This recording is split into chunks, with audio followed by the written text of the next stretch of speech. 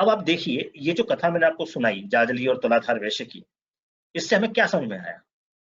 आप देखिए कितनी पतिव्रता स्त्रियां हुई हैं, सती हुई है, सती अनसुईया हमने नाम सुना है, सती शैव्या हमने नाम सुना है, पितृभक्त में हमने भीष्म सुने हैं, परशुराम सुने हैं, मातृभक्त में चिरकारी का नाम आता है, गुरु भक्त में कृष्ण जी का नाम आता है। इन सभी में अपने अपने स्वधर्म के कारण बड़ी भारी शक्ति आती है, जो अन्य सन्यासियों को बड़े बड़े जंगल में रहने के बाद और तपस्या करने के बाद भी प्राप्त नहीं होती। इसलिए स्वधर्म की बड़ी महिमा है। अब इस स्वधर्म को हम और समझते हैं कि क्यों धर्म को रहस्य को गूढ़ कहा गया है। इसको धर्म को जानना आसान नहीं है, इसके लिए बड़ा दिमाग चलाना पड़ता है। इसमें पहला उदाहरण हम लेते हैं किसी अमीर आदमी का और किसी गरीब आदमी का। मान लीजिए कोई करोड़पति आदमी है, और वो करोड़पति आदमी जो है उसको सड़क पे कोई 1000 रुपए का नोट दिख जाए, क्या सोचेगा? जाहिर सी बात है वो उस 1000 रुपए को उठाने के लिए शायद ना झुके, और हो सकता है कि उसका उसमें कोई इंटरेस्ट भी ना हो, उसको इग्नोर कर दे, देखे ही ना, है ना? और वही 1000 का नोट किसी भिखारी को दिखे तो वो झपट के उस नोट को उठा लेगा और जेब में रख लेगा कि कोई देख ना ले और कोई उससे छीन ना ले, कोई उससे मांग ना ले पैसा। ऐसा ही तो होगा। इसी तरीके से यदि कोई मुनि है, कोई जिसने कोई व्रत ले रखा है, या जिसने कोई तपस्या कर रखी है, जिसने कोई प्रतिज्ञा ले रखी है, वो आदमी वर्षों से तपस्या कर रहा है। तपस्या मतलब ये नहीं कि आंख बंद करके ईश्वर का ध्यान लगा रहा है। मन की वृत्तियों का हरण भी तपस्या ही होता है, चाहे वो जंगल में बैठ कर करो या राजा जनक की तरह से महल में बैठ के, जैसे मैंने आपको 3 उदाहरण दिए अभी। ठीक है, तो उसने उस व्रत को करके या उस प्रण को करके, उस तपस्या को करके बड़ा भारी पुण्य कमा लिया। उसके लिए अगर कोई छोटे मोटा पुण्य कमाने की जगह आती है तो हो सकता है उसको काउंट ही ना करे, उसको देखे ही ना, उसको इग्नोर कर दे, क्योंकि उसके पास तो ऑलरेडी बहुत सारा पुण्य पड़ा हुआ है। वो अगर एक जगह चुप भी रह जाएगा तो उसको पाप नहीं लगेगा, बशर्ते वो कोई गलती ना करे, वो कोई गलती करके कोई अधार्मिक कार्य ना कर दे जिससे वो अपने वर्षों से संचित पुण्य को नष्ट कर दे। ठीक है ना, क्योंकि उसके पास स्वधर्म से बहुत शक्ति आ गई है, बहुत पुण्य उसका इकट्ठा हो गया है। और दूसरी तरफ अगर किसी के पास पुण्य है ही नहीं, उसके लिए वो मौका लॉटरी जैसा है ना? उसको अगर कोई ऐसा मौका मिल जाए जहां उसको धर्म करने के लिए या उसको उचित कर्तव्य करने के लिए जगह मिल जाए, तो उसको तुरंत वो काम कर देना चाहिए, क्योंकि उसने जीवन में कभी कोई पुण्य काम किया ही नहीं। मान लो कोई चोर है, कोई डाकू है, उसने कभी कोई अच्छा काम किया ही नहीं, और उसको किसी जगह पे दिख गया कि कोई किसी को सता रहा है, परेशान कर रहा है, तो तुरंत उसकी रक्षा करने पहुंच जाए, तो वो उसके लिए लॉटरी जैसा मौका है। ठीक है, तो इसलिए वो एक गरीब भिखारी के लिए वो 1000 का नोट बहुत वैल्यू करता है, पर एक अमीर के लिए वो 1000 का नोट कोई वैल्यू नहीं करता। इसी तरीके से पुण्य के मौके जो हैं, जो धर्म के मौके हैं, वो डिपेंड करता है कि किसके पास कितना संचित धर्म है। ठीक है, किसी दूसरे के लिए अपने स्वधर्म को त्यागना उचित नहीं है अगर आपके पास विपुल पुण्य शक्ति है।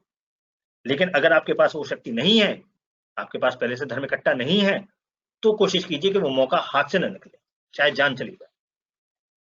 ठीक है, इसमें एक और उदाहरण लेते हैं। जैसे मान लीजिए कि एक कोई मौन व्रतधारी है जिन्होंने प्रतिज्ञा ले रखी है कि मैं बोलूंगा नहीं।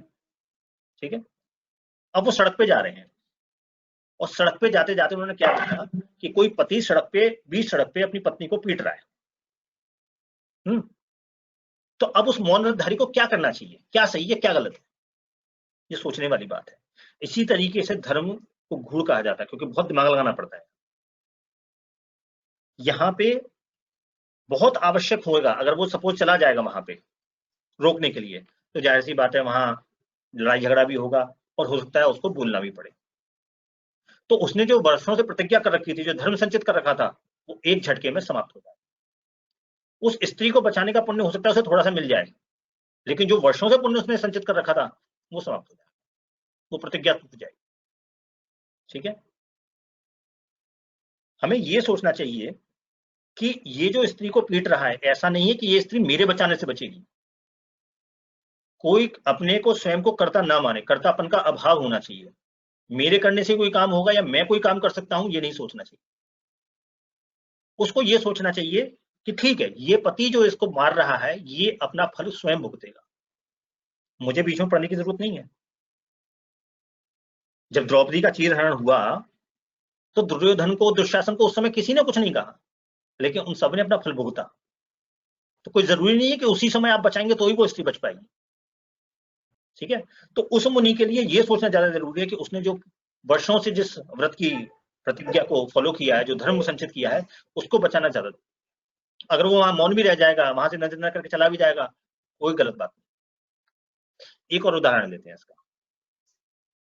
कोई सत्यवादी साधु है जो कभी झूठ नहीं बोलते, उनकी झोपड़ी में कोई चोर आकर के घुस गया। ठीक, पीछे पीछे सैनिक आए।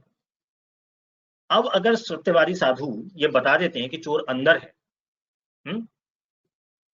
तो पुलिस उसको पकड़ के ले जाएगी, वो सैनिक उसको पकड़ के ले जाएंगे, उसको फांसी दे देंगे, सूली पे टांग देंगे।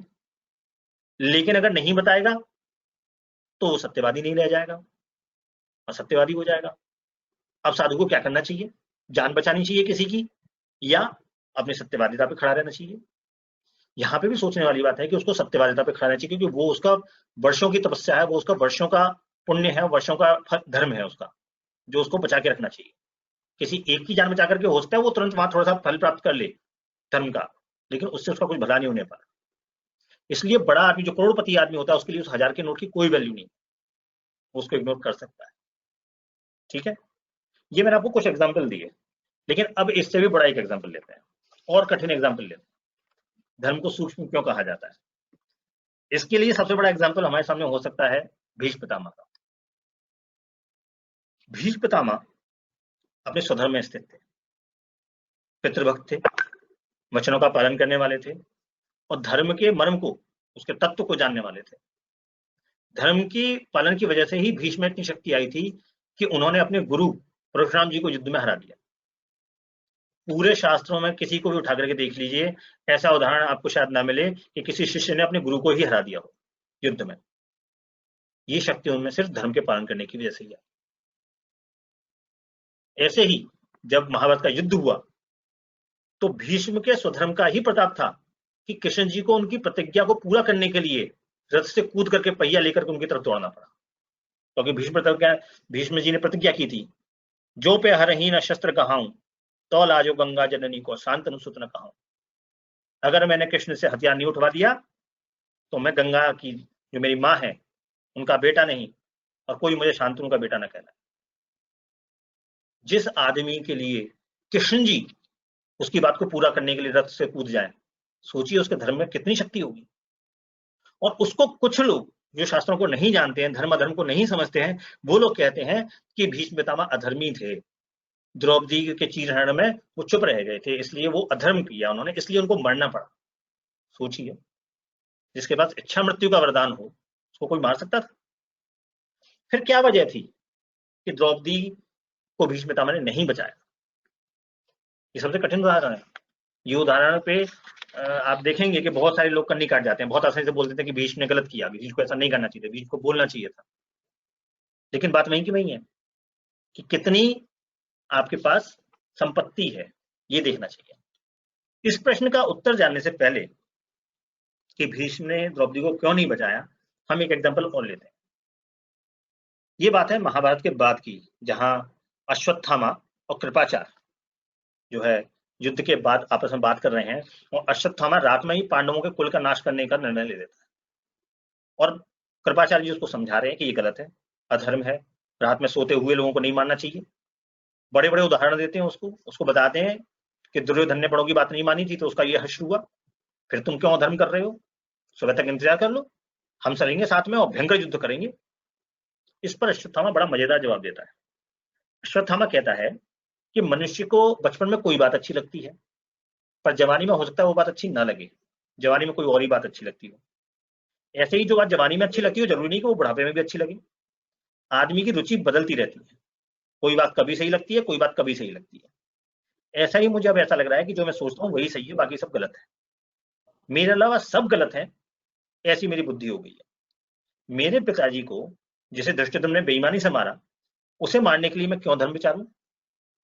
उस दुर्योधन की चीखें मेरे कानों में अभी भी हैं, जिसे भीम ने बेईमानी से जांग पर गदा मार करके मार दिया। मुझे तो लगता है कि यही सबसे उपयुक्त समय है, चाहे सही हो या गलत।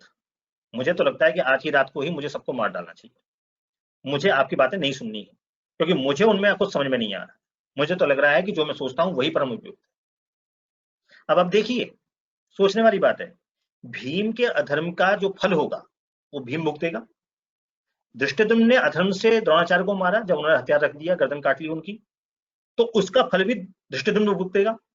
लेकिन उनके अधर्म से प्रेरित होकर के स्वयं अधर्म करना, ये गलत है, ये मूर्खता है। इससे अश्वत्थामा ने अपना पुण्य नष्ट कर लिया। मामा के समझाने से भी वो नहीं माना, उसने अधर्म किया। तो सोचिए, अपने तेज की राशि को और बहुत अधिक जो उसने पुण्य कमाया हुआ था, जो धर्म कमाया हुआ था, उस राशि को दुर्योधन और दुशासन के अधर्म को उनके ही ऊपर छोड़ दिया जाए।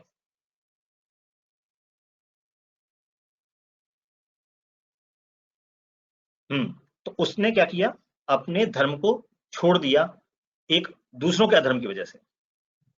ठीक है, ऐसे ही भीष्म पितामह अगर उस वक्त हथियार उठा लेते तो द्रौपदी को तो बचा लेते, लेकिन फिर पिता को दिया हुआ वचन तोड़ देते। जो वचन उन्होंने दिया था कि मैं सिंहासन के कभी विपरीत नहीं जाऊंगा, वो वचन टूट जाता, और इससे उनके स्वधर्म को बड़ी भारी हानि होती। छोटी चीज के लिए बड़ी चीज का त्याग नहीं किया जाता। द्रौपदी को तो बचना ही था, वो सती थी, ये उन्हें पहले से ही ज्ञात था, पर उनके ऐसा करने पर भीम की प्रतिज्ञा भंग हो जाती, उसकी प्रतिज्ञा टूट जाती। ठीक है, और भीम की भी प्रतिज्ञा टूट जाती। उन्होंने कौरवों के अधर्म को उनके ही ऊपर छोड़ दिया, खुद को कर्ता नहीं माना, कर्तापन के अभिमानी नहीं हुए, और स्वयं अधर्म करने से बच गए। ठीक है, तो इस ऐसे ही धर्म अधर्म को बड़ी ही गहराई से सोचना पड़ता है, इसीलिए धर्म को सूक्ष्म कहा गया है। अब आते हैं परधर्म।